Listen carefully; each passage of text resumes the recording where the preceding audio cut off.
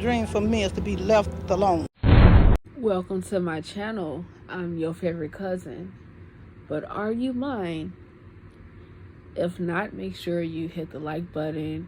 Make sure you subscribe, leave a comment, and share this video. So today will be the first installment of a new series I'm doing on my channel called Black Friday. So it's coming to you a little late because of work, but if things go right in the future, I plan to have these videos out on Friday. So my Black Friday segment is when I share Black history with you and also share a Black business. So again, the first part will be Black history, whether it's little known or me going in depth of something that's well known. And the second part will be a Black business that I want to highlight and give a shout out to. Today, I will be talking about Irene Morgan. For the people who know me very well, they know that Black history is my thing. When I was in high school, I was on TV and I competed in a game show known as Know Your Heritage, and in my particular episode, I was taking the cake with all the answers. I was on it. So this is my type of thing. So if you know me, I'm in my bag right now sharing Black history with you. I hope you enjoy. So let's get to it. Irene Morgan and her bus boycott that occurred in 1944 in Gloucester, Virginia. Irene Morgan was born in 1917 in Baltimore. Morgan later worked on the production line for the B-26 Marauder aircraft during World War II. On July 16, 1944, Morgan boarded a Greyhound.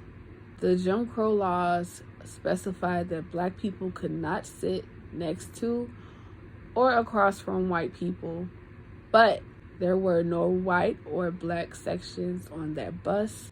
It was always assumed that Black people would take their place in the back of buses and businesses, etc. Morgan sat by another Black woman who had a baby with her. So no laws were broken here, right? When a white couple boarded later on, Morgan and the woman she sat next to were asked by the bus driver to move to the back of the bus. The other woman complied, which in this moment I'm sure she had done so to protect her baby as well. Morgan refused to move and even tore up the arrest warrant that the sheriff gave her. She also kicked him in the groin as well, and even scratched the deputy who jailed her. She was fined $100 for resisting arrest and violating the Jim Crow transit law.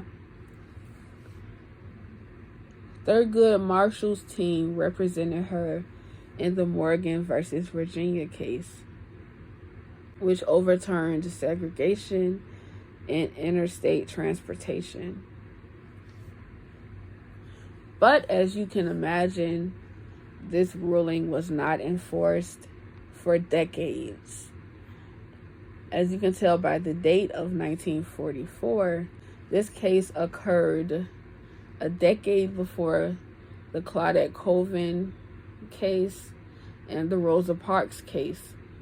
So they refused to give up their seats on local buses in March and December of 1955. Local versus interstate was the loophole racists found in these cases in 1955. So Irene Morgan protested giving her seat up in 1944. Claudette Colvin came before Rosa Parks, which was in March of 1955. She was a young girl who refused to give up her seat in that March. And then later on, since Claudette didn't fit the narrative that they wanted to go for, Rosa Parks was given most, if not all, of that credit. And Rosa Parks did it in the December of 1955. They were local. Irene Morgan was for the interstate. Today, I would like to give a shout out to the Let's Be Real Boo podcast with Sam and Joy.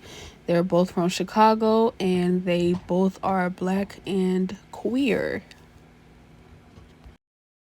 Here's a snippet of their podcast. You ever ghosted somebody?